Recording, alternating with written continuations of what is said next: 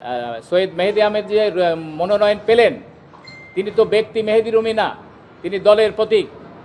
মানে রাষ্ট্রপতি জিয়া রহমানের আদর্শের প্রতীক ধানের শীষ, ম্যাডাম খালেদা জিয়ার আদর্শের প্রতীক ধানের শীষ, তারেক রহমানের আদর্শের প্রতীক হলো ধানের শীষ। সেই ধানের শীষ যিনি মনোনয়ন পেলেন, পার্লামেন্টের এই নির্বাচনের যে মনোনয়ন প্রত্যাশী যারা থাকেন, তাদের তো দায়িত্ব যে যিনি মনোনয়ন পাবেন আর বাকি যারা সবাই দলের আদর্শের প্রতি মাথা নত করে তারা ধানের শীষ প্রতীককে বেছে নিয়ে তারা আন্তরিকভাবে নির্বাচন পরিচালনা করবে। কিন্তু এটা কুমারখালী খোকসার ক্ষেত্রে লক্ষণীয় যে এটা কোনোভাবেই এই মনোনয়নকে তারা মেনে নেন নেই।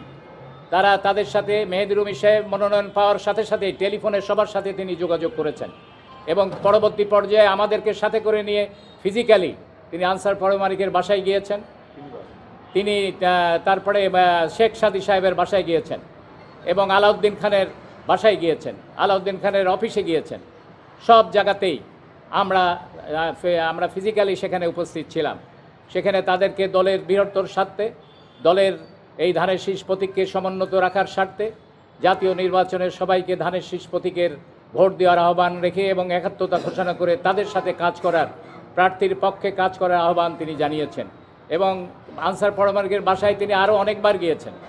তারপরে আলাউদ্দিন খানের সেই নির্বাচনে আমাদের সাথে কিছু কিছু সময় উপস্থিত ছিল, কিন্তু আমরা লক্ষ্য করেছি যেদিন ভোট হয় মানে তারা ভিতরে গোপন একটা মানে অঘোষিত সিদ্ধান্ত ছিল, এটা প্রতীয়মান হয় যে তারা যে কোনো উপায়ে মেহেদী রুমিকে তারা পরাজয় বরণ করবে। কারণ যে আগামী দিনে এইবার মেহেদী রুমি সাহেব এমপি হলে ওনাদের অস্তিত্ব বিলীন হবে, ভবিষ্যতে আর তারা মনোনয়ন পাবেন না, অথবা তাদের কায়দায় যে দল পরিচালিত হবে সেইটা তারা ব্যর্থ হবে। এইসব বিভিন্ন রকম ব্যক্তি স্বার্থের কথা চিন্তা করে বৃহত্তর স্বার্থে, যেখানে আগামী দিনের প্রধানমন্ত্রী তারেক জিয়া আমরা শতভাগ আশাবাদ ব্যক্ত করেছি বিভিন্ন মিটিংয়ে এবং সেইটাই প্রমাণিত হয়েছে। 213টি আসন নিয়ে বৃহত্তর দল আত্মপ্রকাশ করেছে এবং প্রধানমন্ত্রী হয়েছেন আমাদের প্রিয় নেতা আগামী দিনের অহংকার তারেক রহমান। আমরা সরকার গঠন করেছি, আর আজকে এখানে যেটা জামাতের তো কোনো রকমই তাদের এই পরিমাণ ভোট ছিল না যে তারা জয়লাভ করবে। বিএনপি সমর্থিত লোকদের ভোটেই তারা জয়যুক্ত হয়েছে। সেই বিএনপি সমর্থিত ভোট হলো এই ষড়যন্ত্রকারীদের ভোট। তারা বিভিন্ন চলা বলে কৌশলে তারা এই ভোটগুলো মানে দাঁড়িপাল্লায় দেওয়ার সুযোগ করে দিয়েছে এবং তারা দিয়েছে। আমি এবং আনিস প্রিন্সিপাল আমরা যখন ভোট চলাকালীন অবস্থায় নিশ্চিন্তবাড়িয়া সেন্টার ভিজিট করি, তখন আমাদের ওসমানপুর ইউনিয়ন থেকে বারবার আমাদের টেলিফোন আসলো যে আলাউদ্দিন খানের সমর্থিত, আলাউদ্দিন খান হলো খোকসা থানা বিএনপির বর্তমানে সভাপতি, তিনি তার সমর্থিত নেতাকর্মীরা প্রকাশ্যে তারা দাঁড়িপাল্লায় ভোট চাচ্ছে। সেখানে আমি সাথে সাথে তাকে টেলিফোন করলাম যে আলাউদ্দিন ভাই, আপনার এইসব চিহ্নিত নেতাকর্মী তারা যদি দাঁড়িপাল্লায় ভোট চায় তাহলে কী সিদ্ধান্ত আপনারা দিয়েছেন? সে বলল যে আমি এটা দেখছি। এইরকমভাবে খোকসা উপজেলার বিভিন্ন জায়গা থেকে আমাদের কর্মীরা টেলিফোনে জানালো যে তারা দাঁড়িপাল্লায় ভোট চাচ্ছে, তার সমর্থিত লোকরা দাঁড়িপাল্লায় ভোট চাচ্ছে।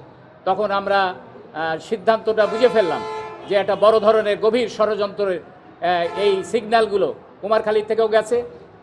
শেখ সাদী, আনসার পরমাণিক এবং আলাউদ্দিন খান যৌথভাবে সিদ্ধান্ত নিয়ে তারা অত্যন্ত সুকৌশলে তারা এই সিদ্ধান্তগুলো পাস করেছে, যার ফলশ্রুতিতে যে ভোটগুলো ধানের শীষে আসার যোগফল, তাদের সেই যোগফলটা যদি আসতো তাহলে অনেক ভোটের ব্যবধানে আমাদের প্রার্থী প্রিয় নেতা সৈয়দ মেহেদী আহমেদ রুমি তিনি জয়যুক্ত হতো, তিনি পার্লামেন্ট সদস্য হতো এবং তিনি পার্লামেন্ট সদস্য হলে যে চারিদিকের যে পরিস্থিতি, সেই পরিস্থিতিতে উনি একজন মন্ত্রী হতে পারতেন।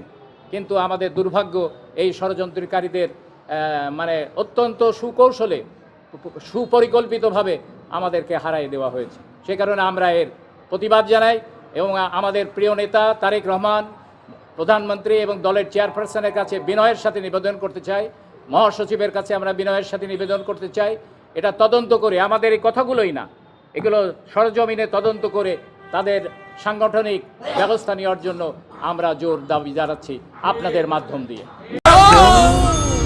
ডেন্টিস্টের পরামর্শ নাও নতুন কোলগেট অ্যাক্টিভ সল্ট। আমাদের কুমারখালী এই উপজেলার যে যুবদলের একটা আহ্বায়ক দীর্ঘ যা অ্যাডভোকেট জাকারিয়া আনসার মিলন একটা প্রোগ্রাম একটা ইউনিয়নে যা করি নাই, কোনো রকম একটা নির্বাচনী কর্মকাণ্ড করি নাই।